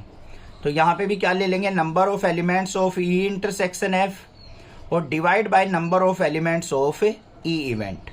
तो यहाँ पे ई इंटरसेक्शन एफ के अंदर 1 थे, और number of elements in E event कितने हैं, देखो बच्चों ई के अंदर 3 एलिमेंट्स हैं, तो यहाँ पे क्या हो जाएगा, 1/3 प्रोबेबिलिटी हो जाएगी। समझ में आ गई ना बात। यहाँ पे पर्टिकुलर प्रोबेबिलिटी कब निकालते हैं हम, जब हमें सैंपल स्पेस पता होता, क्योंकि किसी भी इवेंट की प्रोबेबिलिटी आप कब निकालते हो, number of favourable outcome upon में total number of outcome. Total number of outcome का तो पता ही नहीं हमें। अब यहाँ पे फेयर डाई इज रोल्ड बोल दिया उसने, तो भाई फेयर डाई रोल करने में कितने भी एलिमेंट्स हो सकते हैं, 2 बार भी रोल किया जा सकता है, 3 बार भी कर सकता है वो, बस उसने डाई को रोल बोला है। तो हम यहाँ पे एलिमेंट्स की काउंटिंग यहाँ पे कंसीडर करके चलेंगे, जिससे हम यहाँ पे सोल्व आउट कर लेंगे अपने क्वेश्चन। सेकंड पार्ट के अंदर आ जाओ। सेकंड में हमें क्या दे रखा है, पी ऑफ ई बाय जी निकालना है हमें।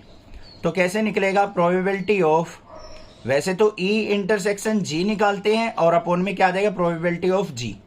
तो प्रोबेबिलिटी ऑफ जी और प्रोबेबिलिटी ऑफ ई इंटरसेक्शन जी हमें नहीं दे रखी, तो हम यहाँ पे नंबर ऑफ एलिमेंट से निकालेंगे, number of element of E intersection G upon में number of element in G event, ये करना है हमें। तो यहाँ पे देखो बच्चों, ई इंटरसेक्शन जी करेंगे पहले, तो यहाँ पे निकाल लो ई इंटरसेक्शन जी, इसके अंदर नंबर ऑफ एलिमेंट क्या होंगे, ई इवेंट ये रहा, जी इवेंट ये रहा, इनके अंदर कॉमन एलिमेंट देखो कितने हैं। इसके अंदर क्या है हमारे पास ध्यान से देखो 1 3 5, इसके अंदर क्या है 3 और 5, 3 और 5 दोनों में कॉमन है, तो नंबर ऑफ एलिमेंट कॉमन कितने हो गए 2। फिर number of element in G event देख लो कितने हैं, जी के अंदर कितने हैं 4 एलिमेंट्स, तो यहाँ पे पुट कर दो बस, ये 2/4 आ गया, तो मतलब कितनी प्रोबेबिलिटी आ गई 1/2 आ गई। समझ में आ गया। आगे देखते हैं हम क्या निकालना है, प्रोबेबिलिटी ऑफ G/E निकालना है हमें, तो किसके इक्वल हो जाएगा number of element in G intersection E लिख लो अपॉन में number of elements in E event. G intersection E के अंदर कितने हैं 2 elements, number of element in E कितने थे 3, तो ये क्या प्रोबेबिलिटी हो जाएगी 2/3 हो जाएगी। बात क्लियर। नेक्स्ट लास्ट पार्ट पे चलते हैं अपने। थर्ड पार्ट के अंदर हमें क्या पूछा है वो देखो, यहां पे पूछा है हमें probability of E union F by G। ध्यान से देख लो बच्चों क्या कहा है उसने, probability of E union F by G। अगर मैं इसका फॉर्मूला बनाऊं कंडीशनल प्रोबेबिलिटी का, तो क्या बनेगा हमारा, probability of E union F intersection G upon में प्रोबेबिलिटी ऑफ G, यही तो बनेगा, इन दोनों का इंटरसेक्शन अपॉन में नीचे वाले की प्रोबेबिलिटी। बट यहाँ पे नंबर ऑफ एलिमेंट ले रहे हैं, तो हम क्या लिखेंगे, नंबर ऑफ एलिमेंट, एन का मतलब क्या डिनोट करता है number of element, E union F और इसकी इंटरसेक्शन किसके साथ G के साथ, और divide by number of element in G event. अब सबसे पहले बच्चों हम क्या निकालेंगे, E union F find out कर लो। E union F, E union F का मतलब जो कॉमन एलिमेंट है उसको एक टाइम लेंगे, बाकी सारे एलिमेंट आ जाएंगे, तो क्या आ गए यहाँ पे हमारे पास 1 3 5 और 2। और नंबर ऑफ एलिमेंट की बात करूं मैं यहाँ पे, तो अभी तो इसकी जरूरत नहीं है हमें। इंटरसेक्शन किसके साथ करना है, G एलिमेंट के साथ, जो G क्या है हमारे पास 2 3 4 5, तो यहां पे हमें क्या चाहिए, number of element of E union F intersection G। तो ये देख लो कितने आएंगे हमारे पास, इन दोनों का इंटरसेक्शन देखो बच्चों कॉमन क्या है इसमें 3 5 2 3 5 2, इसमें 3 एलिमेंट्स हमारे पास क्या आ गए, दोनों के अंदर कॉमन आ गए। क्लियर है। और number of elements in G event कितने हैं हमारे 4 एलिमेंट हैं, तो यहां पे निकाल लेंगे अब probability of E union F by G equal to, इसके एलिमेंट्स कितने आए हमारे पास 3 और G के अंदर एलिमेंट कितने थे 4, तो ये आ गए 3/4। समझ में आ गया, क्लियर है। सेकंड पार्ट पे आ जाओ, यहां पे क्या निकालना, probability of E intersection F और बाय G। तो ये कैसे निकलेगा, number of element of E intersection F और इसका इंटरसेक्शन G के साथ और divide by number of element in G। ये तो पता है ना कंडीशनल प्रोबेबिलिटी में ऊपर जो भी दे रखा और नीचे दे रखा दोनों का इंटरसेक्शन और डिवाइड बाय डिनोमिनेटर का वो प्रोबेबिलिटी लेते हैं। यहाँ पे नंबर ऑफ एलिमेंट ले रहे हैं तो number of element in G ले लेंगे। तो देखो भाई क्या आएगा, E इंटरसेक्शन F, डायरेक्टली देख लो E इंटरसेक्शन F के अंदर कितने एलिमेंट कॉमन है, एक एलिमेंट कॉमन है, और इसका अगर इसके साथ कंपेरिजन करें तो तब भी एक ही एलिमेंट है। देखो ध्यान से, E इंटरसेक्शन F निकालो, क्या निकलेगा, E और F में कॉमन क्या है, ओनली 3 है। अगर मैं E इंटरसेक्शन F का इंटरसेक्शन G के साथ लूं तो 3 इसमें भी है, तो ओनली क्या आ जाएगा यहाँ पे 3 आएगा इन दोनों का भी इंटरसेक्शन। तो number of element in E intersection F intersection G कितने हो गए हमारे पास 1 एलिमेंट।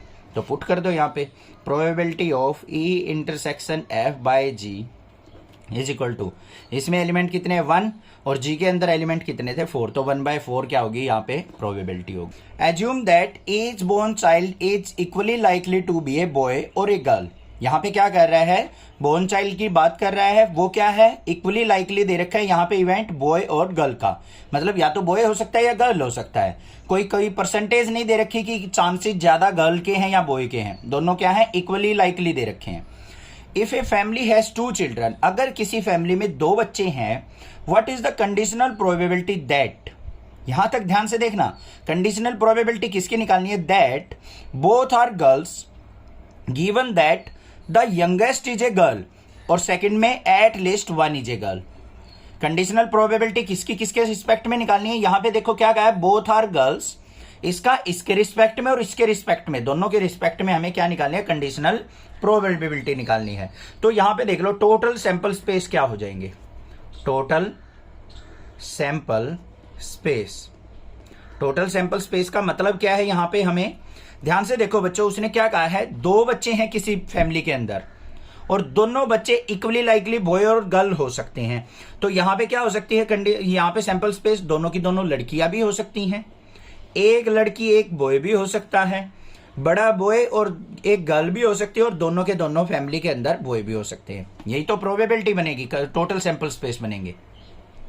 अब आप खुद से सोच लो, अगर मान लो आपकी फैमिली में 2 बच्चे हैं, तो उन 2 बच्चों में अगर किसी को नहीं पता तो वो कंडीशन क्या बनाएगा, दोनों बॉय भी हो सकते हैं भाई फैमिली में, दोनों गर्ल भी हो सकती हैं, एक गर्ल एक बॉय भी हो सकता है, और या फिर बड़ा बॉय और छोटी गर्ल भी हो सकती है। ये हमारे पास टोटल क्या आ गए, सैंपल स्पेस हो गई।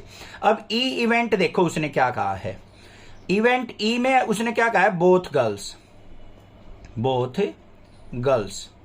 बोथ गर्ल्स का मतलब क्या है, क्या होगा, जी और जी, इसको हटाएंगे, यही तो इवेंट आएगा हमारे पास, दोनों गर्ल होनी चाहिए तो जी और जी हो जाएगा। उसके बाद देखो यहां पे उसने क्या कहा आगे, द यंगेस्ट इज गर्ल, तो एफ इवेंट क्या हो जाएगा यहां पे, ध्यान से देखो बच्चों, बिल्कुल अच्छे से समझो, youngest is girl, youngest girl इसमें भी है इसमें भी है, तो 2 हो गए हमारे पास, यंगेस्ट गर्ल। कौन कौन से एलिमेंट आ गए हमारे पास, गर्ल गर्ल भी हो सकती हैं और गर्ल बॉय भी हो सकता है, इसमें यंगेस्ट क्या हो गई हमारे पास, गर्ल हो गई। अब हमें क्या निकालना है, यहाँ पे इंटरसेक्शन देखना है पी ऑफ ई और एफ का। हमें क्या फाइंड आउट करना है बच्चों, conditional probability P of E by F निकालनी है, किसके इक्वल होगी, probability of E intersection F upon में प्रोबेबिलिटी ऑफ एफ, यही तो होगी बच्चों। तो यहाँ पे हम क्या निकाल लेते हैं, ई और एफ का इंटरसेक्शन, तो यहाँ पे ई इंटरसेक्शन एफ क्या आ जाएगा, ध्यान से देख लो, इन दोनों में कॉमन क्या है, गर्ल गर्ल। अब हमें probability of E intersection F चाहिए, क्या होती है, नंबर ऑफ फेवरेबल आउटकम कितने हैं, 1, टोटल आउटकम कितने थे, 4, तो 1/4 प्रोबेबिलिटी आ गई। प्रोबेबिलिटी ऑफ एफ देख लो क्या होगी, एफ के अंदर कितने एलिमेंट्स हैं, 2, और टोटल कितने थे, 4, तो ये क्या आ गया हमारे पास, 1/2 आ गई। वैल्यू पुट कर दो, ए इंटरसेक्शन एफ में 1/4 अपॉन में 1/2, सिंप्लीफाई कर लो, 1/4 इंटू 2/1, तो 2 2 जा 4, तो क्या प्रोबेबिलिटी आ गई, 1/2 प्रोबेबिलिटी आ गई, किसकी, P of E by F की कंडीशनल प्रोबेबिलिटी। क्लियर हुई बात, समझ में आई, कोई दिक्कत नहीं है। सेकेंड पार्ट के अंदर चल पड़ते हैं हम। सेकेंड के अंदर क्या कहा है उसने, ये तो हमारी रहेगी ई जो इवेंट था किसका था, बोथ गर्ल्स का, बोथ गर्ल्स में हमारी क्या थी, गर्ल और गर्ल, ये तो हमारा बेस इवेंट हो गया जो हमारा न्यूमरेटर में होता है, और डिनोमिनेटर में जिसके रिस्पेक्ट में हम निकाल रहे हैं, तो यहां पे eight 1 is a girl. इसमें क्या कहा है, एफ इवेंट क्या हो जाएगा, eight 1 is a girl, एक गर्ल होनी चाहिए, तो इसके अंदर देखो क्या आ जाएंगे, इसमें भी एक गर्ल है, इसमें भी एक गर्ल है, इसमें भी एक गर्ल है, 2 गर्ल बेशक हो जाए, एटलीस्ट 1 का है, उसने कम से कम 1 होनी चाहिए, ज्यादा से ज्यादा बेशक हो सकती है कितनी भी, तो क्या क्या आ जाएंगे, गर्ल गर्ल, गर्ल बॉय और बॉय गर्ल। अब यहां पे हमें क्या चाहिए, ई इंटरसेक्शन एफ चाहिए, ई इंटरसेक्शन एफ क्या आ जाएगा हमारा, गर्ल गर्ल आ जाएगा। तो इसकी प्रोबेबिलिटी अगर मैं निकाल लूं ई इंटरसेक्शन एफ की, तो इसमें तो एक ही एलिमेंट है, अपॉन में टोटल सैंपल स्पेस कितने थे, 1/4 आ गई, तो प्रोबेबिलिटी ऑफ एफ इवेंट क्या हो जाएगी, यहां पे कितने एलिमेंट, 3, और टोटल सैंपल स्पेस थे 4, तो यहां पे निकाल दो भाई, P of E by F किसके इक्वल हो जाएगी, probability of E intersection F divide by probability of F. तो ई इंटरसेक्शन एफ कितना बच्चों, 1/4 और ये 3/4, सिंप्लीफाई करो, 1/4 मल्टीप्लाई 4/3, 4 से 4 कैंसिल, तो कितना आ गया, 1/3। ये आंसर हो गया हमारा किस प्रोबेबिलिटी का, at 1 is a girl की conditional probability. An instructor has a question bank consisting of 300 easy true false question. एक इंस्ट्रक्टर है, उसके पास एक क्वेश्चन बैंक है, उस क्वेश्चन बैंक में कौन कौन से क्वेश्चन है, 300 तो इजी क्वेश्चन है ट्रू फॉल्स के, 200 डिफिकल्ट ट्रू फॉल्स के क्वेश्चन है, and 500 easy multiple choice question है, and 400 difficult multiple choice question है। ठीक है, 2 कैटेगरी बना रखी है, एक तो ट्रू फॉल्स के, एक हमारी एमसीक्यू क्वेश्चंस के है, उसके अंदर फिर 2 कैटेगरी हैं, ट्रू फॉल्स के अंदर एक इजी और एक डिफिकल्ट क्वेश्चन, ऐसे ही एमसीक्यू के अंदर भी इजी और डिफिकल्ट क्वेश्चंस की कैटेगरी है। ठीक है भाई, if A question is selected at random from the question bank, question bank से क्या कहा है उसने, एक क्वेश्चन रेंडमली सिलेक्ट किया जाता है। What is the probability that it will be an easy question given that it's a multiple choice question. Conditional probability है क्योंकि एक साथ दो दो क्वेश्चन पूछ रहा है यहाँ पे, इससे आपको आइडिया हो जाएगा कंडीशनल प्रोबेबिलिटी निकालनी है। क्या है प्रोबेबिलिटी, कि जो हमारा क्वेश्चन सेलेक्ट हो वो इजी क्वेश्चन भी हो, given that it's a multiple choice question, और वो एमसीक्यू क्वेश्चन भी होना चाहिए बच्चों।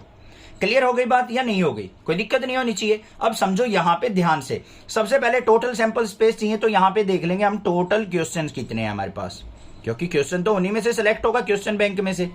टोटल क्वेश्चंस क्या है, 300 तो थे हमारे पास ट्रू फॉल्स इजी के, 200 इसके डिफिकल्ट थे, फिर एमसीक्यू में 500 इजी थे और हमारे 400 डिफिकल्ट एमसीक्यू थे।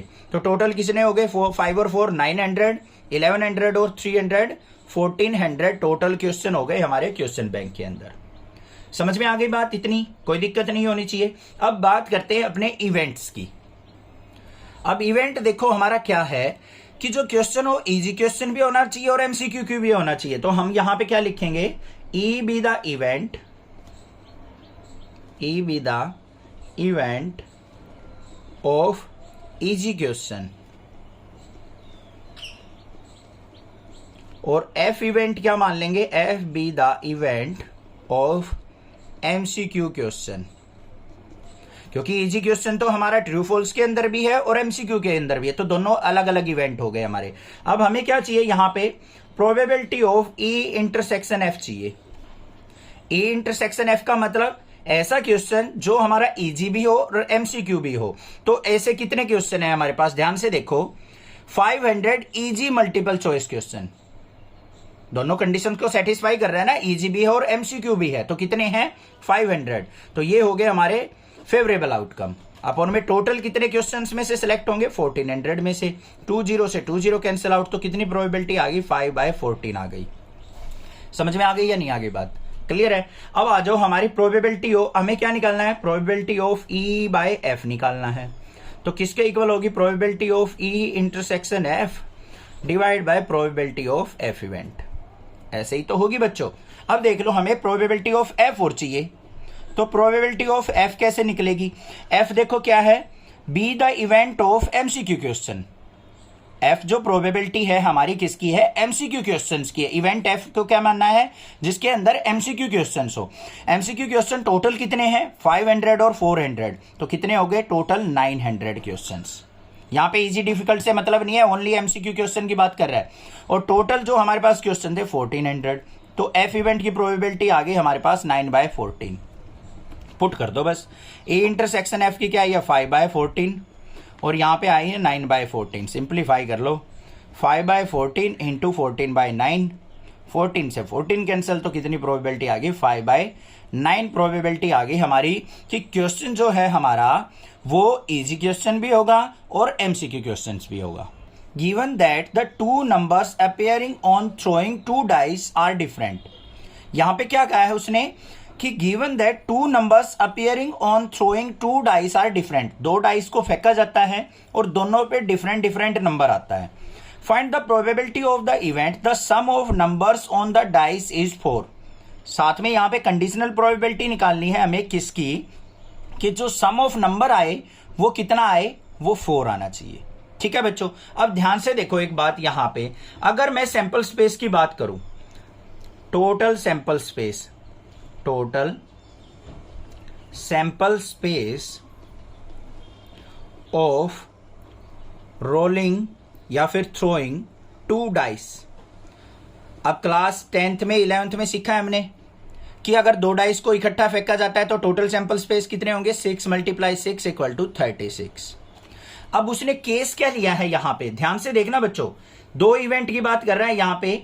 एक तो इवेंट हमारे पास क्या है कि मेन जो इवेंट है यहां पे टू डाइस आर डिफरेंट, दोनों डाइस पे डिफरेंट नंबर आने चाहिए। तो यहां पे क्या लिखेंगे हम, लिखो इसको, यहां पे ई इवेंट मान लेते हैं हम, E be the event sum of number is 4 और F be the event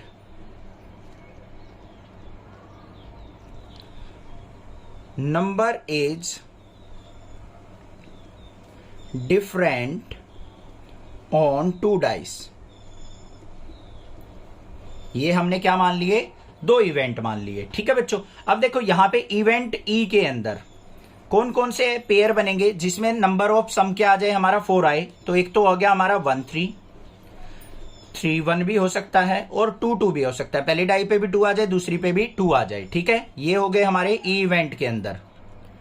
F event के अंदर क्या क्या आएंगे, ध्यान से देखो। उसने क्या कहा है कि दोनों डाइस पे डिफरेंट नंबर आए। अब देखो भाई, सेम नंबर कौन कौन से हो सकते हैं, दोनों पे 1 1 आ जाए, 2 2 आ जाए, 3 3 आ जाए, 4 4 आ जाए, 5 5 6 6। उनको छोड़ के बाकी जितने भी एलिमेंट हो गए हमारे, जैसे 1 2 1 3 1 4 1 5 1 6, ये आ गए हमारे पास। ये क्या आ रहे हैं हमारे, इसमें 1 1 छोड़ दिया, फिर हमारा क्या आ जाएगा 2 1, 2 2 को छोड़ देंगे 2 3 2 4 2 5 और 2 6। ऐसे फिर नेक्स्ट वाली लाइन में 3 3 को छोड़ेंगे, फिर 4 4 को, 5 5 को, 6 6 को। तो टोटल जो आएंगे हमारे पास 30 एलिमेंट होंगे ये। तो प्रोबेबिलिटी ऑफ एफ अगर मैं निकाल लूं तो कितनी हो जाएगी, फेवरेबल आउटकम 30 अपॉन में टोटल सैंपल स्पेस कितने थे 36। समझ में आ गई ना बात, ये क्लियर है कि ये 30 क्यों होंगे फेवरेबल एफ के अंदर, क्योंकि 6 जो होंगे वो पेयर, उनमें दोनों डाइस पे सेम नंबर आएंगे, उनको छोड़ देना है। तो यहां पे क्या आ गया, 6 5 जा 36, 6 जा 36, तो 5/6 प्रोबेबिलिटी आ गई हमारी एफ इवेंट की। अब हमें क्या चाहिए, यहां पे probability of E intersection F चाहिए। ई और एफ में कॉमन देख लो, 1 3 इसमें भी है, इसमें भी है, 3 1 भी आएगा, 2 2 नहीं आएगा, तो ओनली 2 एलिमेंट्स होंगे। तो इसकी प्रोबेबिलिटी क्या हो जाएगी, 2/36, मतलब यहां पे क्या आ जाएगी 1/18। ई और एफ में 2 ही हमारे पेयर कॉमन होंगे, एक तो ये वाला, एक ये वाला। ये वाला इसमें नहीं मिलेगा क्योंकि हमें सेम नंबर वाली प्रोबेबिलिटी यहां पे नहीं लेनी। तो 2 एलिमेंट्स हो गए, तो 2/36 प्रोबेबिलिटी आ गई इसकी। अब हमें क्या निकालनी है, probability of E by F is equal to क्या हो जाएगी, probability of E intersection F upon में probability of F. E intersection F की क्या आई है 1/18, प्रोबेबिलिटी ऑफ एफ क्या आई है 5/6। सिंप्लीफाई कर लो, तो 1/18 इंटू 6/5, 6 1 जा 6, 6 3 जा 18, तो कितनी आ गई 1/5 3 जा 15। तो हमारे पास प्रोबेबिलिटी हो गई ई बाय एफ की कंडीशनल प्रोबेबिलिटी 1/15, ये आंसर हो गया। ध्यान से समझना, क्वेश्चन इंपॉर्टेंट क्वेश्चन है। Consider the experiment of throwing a die. हमें एक डाई का एक्सपेरिमेंट यहां पे कंसीडर करके चलना है, मतलब हम एक डाई को थ्रो करेंगे। अब थ्रो करेंगे डाई को, तो नंबर क्या क्या आ सकते हैं बच्चों उस पे, 1 से लेके 6 तक आ सकते हैं, 1 2 3 4 5 6। आगे क्या कहा है उसने, if a multiple of 3 comes up, die को फेंकते टाइम अगर 3 का मल्टीपल आ गया, मतलब 3 आ गया या 6 आ गया, तो हमें क्या करना है, थ्रो द डाई अगेन। तो डाई को दोबारा फिर थ्रो कर देना है। समझ में आ रही है ना बात, अगर 3 और 6 आ गया पहली बार डाई को थ्रो करते टाइम, तो फिर एक बार और डाई को हम थ्रो करेंगे।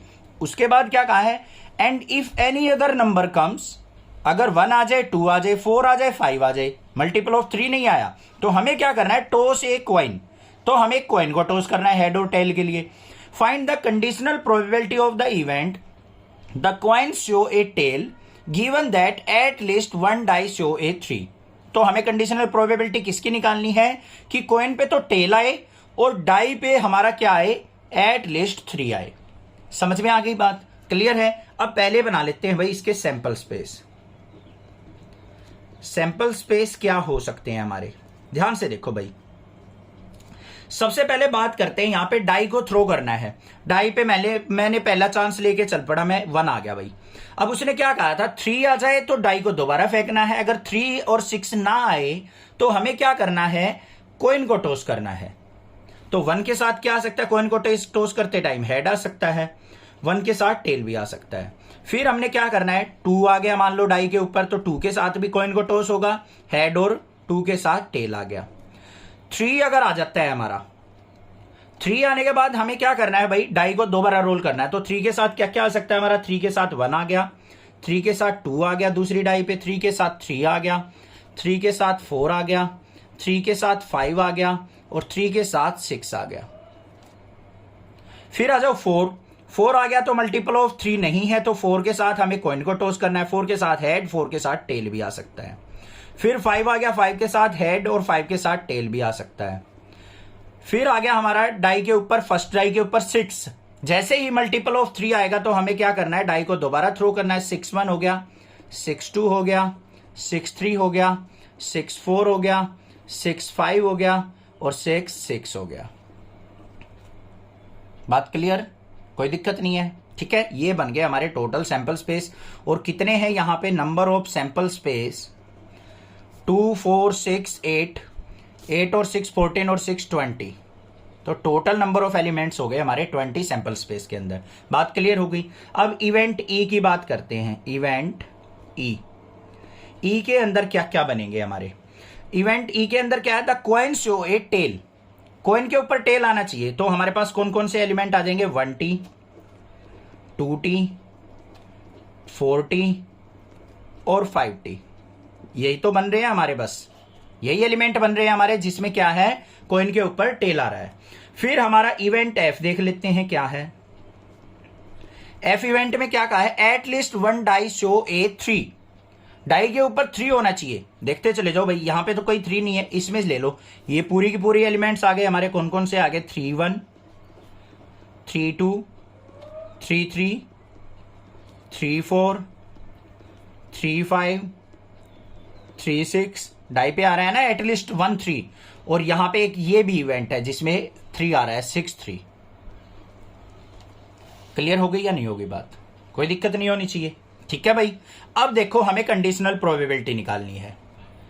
क्या निकलेगी, probability of A intersection F upon में प्रोबेबिलिटी ऑफ एफ। ये निकलेगी या नहीं निकलेगी, probability of E intersection F upon में प्रोबेबिलिटी ऑफ एफ। तो हमें पहले क्या निकालना है, ई इंटरसेक्शन एफ देख लेना बच्चों क्या है। ई और एफ में कुछ भी कॉमन है नहीं है, तो यह क्या हो जाएगा, नल। या फिर हम क्या लिख सकते हैं, इसको एम्प्टी सेट ले सकते हैं, या फिर इसको हम फाइल ले सकते हैं, कोई भी लिख सकते हैं। ठीक है, तो यहां पे देख लो हमारी कंडीशनल प्रोबेबिलिटी क्या आएगी। Probability of E intersection F क्या हो गई हमारी, 0, नल लिख लेंगे। प्रोबेबिलिटी ऑफ एफ क्या हो जाएगी यहाँ पे, 1 2 3। प्रोबेबिलिटी ऑफ एफ निकाल लेते हैं साइड में।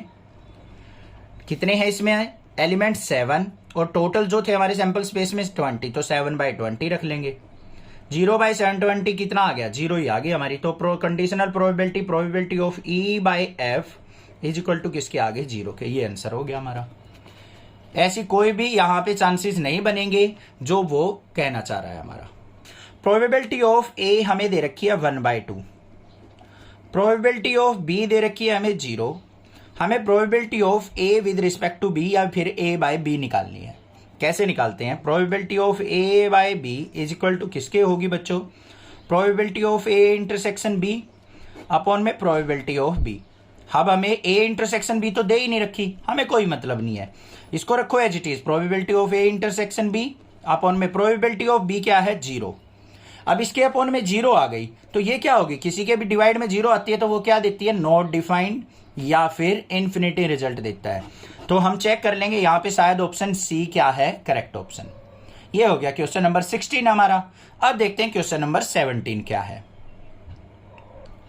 क्वेश्चन नंबर 17 के अंदर हमें दे रखा है, if A and B are the event such that probability of A by B equal to probability of B by A.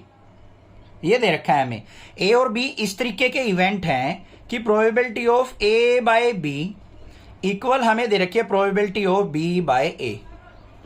तो इन केसेस में से कौन सी कंडीशन सेटिस्फाई करेगी, हमें उनसे कोई मतलब नहीं है। इनका एग्जैक्ट मीनिंग लिख लो। कंडीशनल प्रोबेबिलिटी में क्या होता है, ए बाय बी का मतलब क्या होगा, probability of A intersection B upon में प्रोबेबिलिटी ऑफ बी। यहां पे आ जाओ, probability of A intersection B upon में प्रोबेबिलिटी ऑफ ए, यही तो होगा। ये कैंसल आउट हो गया तो यहां पे क्या आ गया, 1 by probability of B equal to 1 by probability of A. Cross multiply कर लो, तो इसकी 1 से मल्टीप्लाई करेंगे तो probability of A is equal to क्या हो गया, प्रोबेबिलिटी ऑफ बी। ये आ गया हमारे पास। तो क्या हो गया यहाँ पे, D option is the correct option. तो ए और बी की प्रोबेबिलिटी क्या होगी, हमेशा इक्वल होगी, तभी हमारी probability of A by B equal to probability of B by A हो सकती है। समझ में आ गया क्वेश्चन? क्लियर है? कोई दिक्कत नहीं है? कोई भी प्रॉब्लम किसी प्रकार की लगे तो आप मुझसे पूछ सकते हैं, अदरवाइज चैनल को सब्सक्राइब कर लें। Thank you students for watching next classes video.